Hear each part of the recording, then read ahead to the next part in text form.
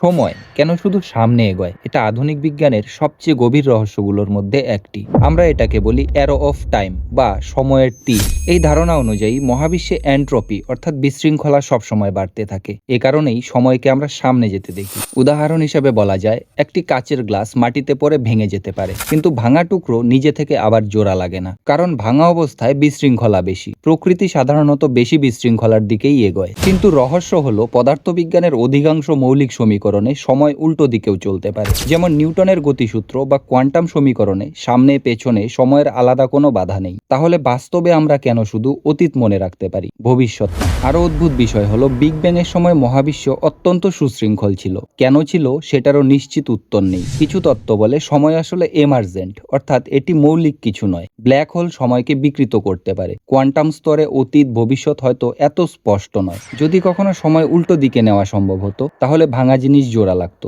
মানুষ তরুণ হয়ে যেত, স্মৃতি ভবিষ্যৎ থেকে অতীতে যেত। কিন্তু এখনো পর্যন্ত বাস্তব জগতে সময়কে উল্টো দিকে প্রবাহিত হতে দেখা যায়নি। এই কারণেই সময় এখনো বিজ্ঞানের সবচেয়ে অমীমাংসিত রহস্যগুলোর মধ্যে একটি। এ ধরনের আরো অ্যামেজিং সায়েন্স ফ্যাক্ট জানতে চ্যানেলটা সাবস্ক্রাইব করে পাশের বেল আইকন প্রেস করে রাখো। দেখা হবে পরের ভিডিওতে। আজকের মতো tata. Stay amazed, stay curious.